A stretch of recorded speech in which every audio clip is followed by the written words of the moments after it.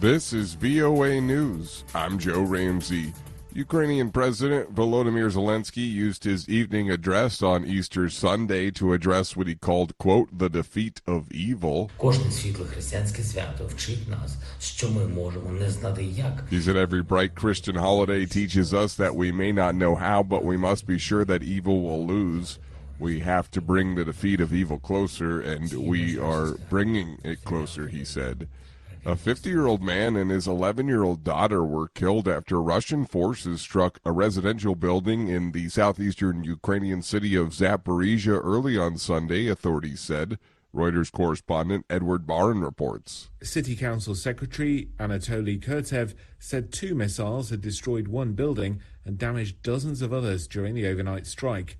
Rescuers dug through heaps of concrete and other debris on Sunday morning amid the renewed wail of air raid sirens. It's a shame they were a young family, 72-year-old neighbor Viktor Rankin said. The strike was the latest in a series of recent attacks on civilian targets in the region as Moscow's full-scale invasion drags into its second year. Reuters correspondent Edward Barron. Israeli warplanes and artillery have struck targets in Syria following rare rocket fire from the northeastern neighbor. Meanwhile, Jewish-Muslim tensions reached a peak Sunday at a volatile Jerusalem shrine with simultaneous religious rituals. Thousands of Jewish worshippers gathered at the city's western wall, the holiest place where Jews can pray for a mass priestly benediction prayer service for the Passover holiday at the Al-Aqsa Mosque compound. Hundreds of Palestinians performed prayers as part of observances during the Muslim holy month of Ramadan. This is VOA News. 8 people are not responding to phone calls and are thought to be under the rubble of 2 buildings that collapsed in an explosion early Sunday in Marseille, local officials said. Reuters correspondent Jillian Kitchener reports. A fire complicated rescue efforts, and a 3rd building in the area had partially collapsed, according to officials who say 5 people were taken to a hospital with serious but non-life-threatening injuries. Interior Minister Gerald Darmanin, who visited the site, said 30 buildings in the area were evacuated. I know many of my neighbors, and I don't know what to expect. They might be stuck under the rubble, and that's terrible. It's terrible, terrible for us. It's a terrible reminder for some of 2018. 3 buildings considered unfit for habitation collapsed, killing 8 people. Reuters correspondent Jillian Kitchener. Mayor Brian Hood in Australia's Victoria State is upset about an article written by the artificial intelligence writing tool ChatGPT after it falsely claimed he'd served time in prison for bribery.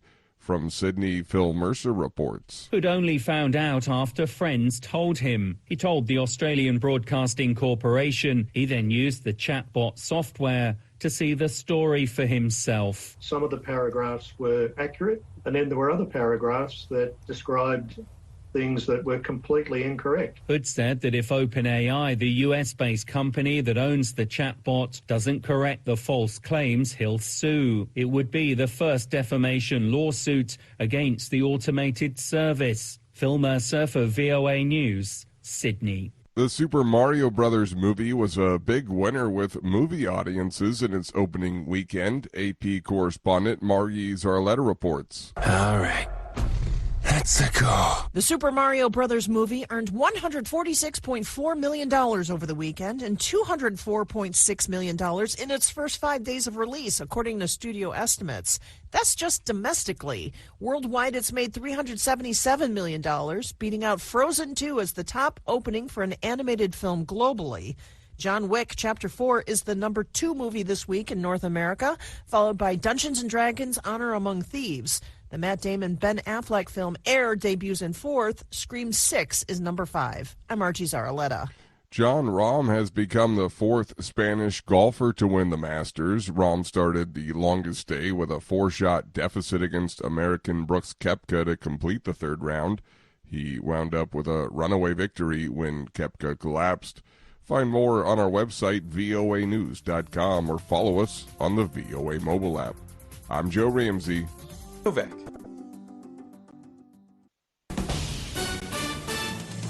This is VOA News. I'm Joe Ramsey. City officials in Louisville, the largest city in the southeastern U.S. state of Kentucky, say a man shot dead 4 people and wounded 9 others in an attack on Monday at a downtown bank. The shooter was a current or former employee of the bank.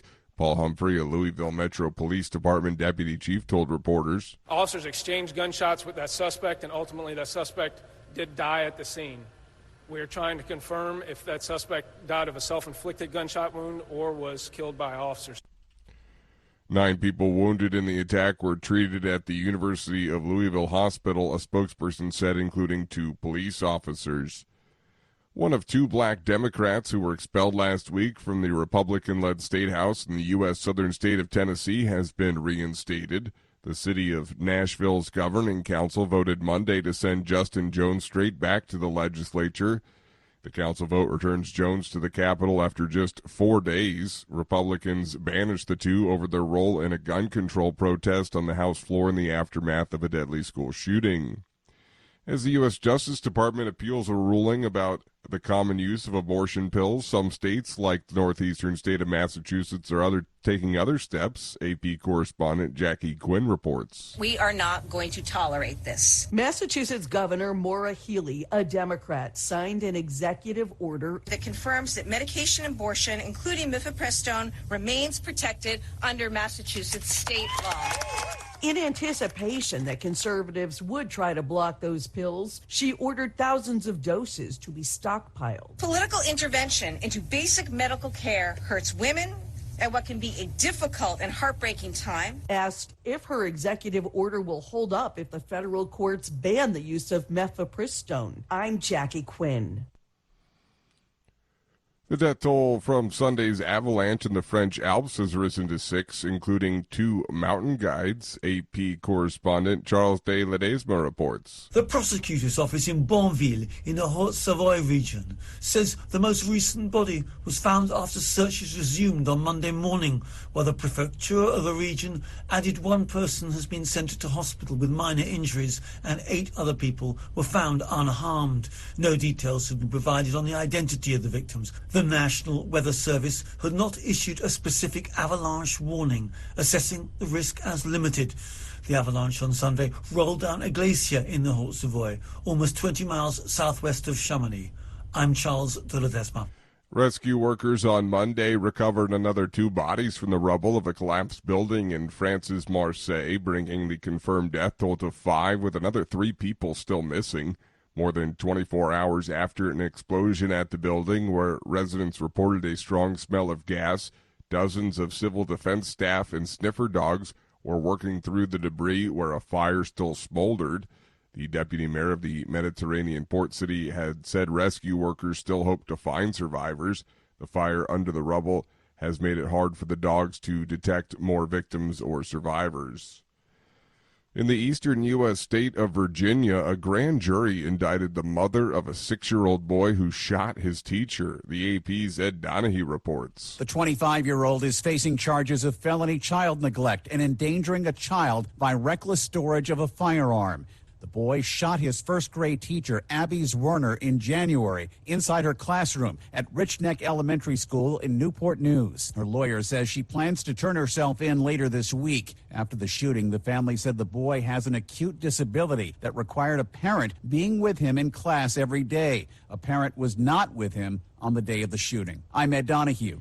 The U.S. Defense Department says online leaks of scores of highly classified documents about the Ukraine war present a, quote, very serious risk to national security, and senior leaders are quickly taking steps to mitigate the damage. In the days since Defense Secretary Lloyd Austin became aware of the leaks, he's reached out to top allies, convened daily meetings to assess the damage, and set up a group not only to assess the scope of the information lost, but review who has access to those briefings. And as the public airing of the data sends shockwaves across the U.S. government, the White House says there are concerns there could be additional leaks. Find more on our website, voanews.com, or follow us on the VOA mobile app. I'm Joe Ramsey.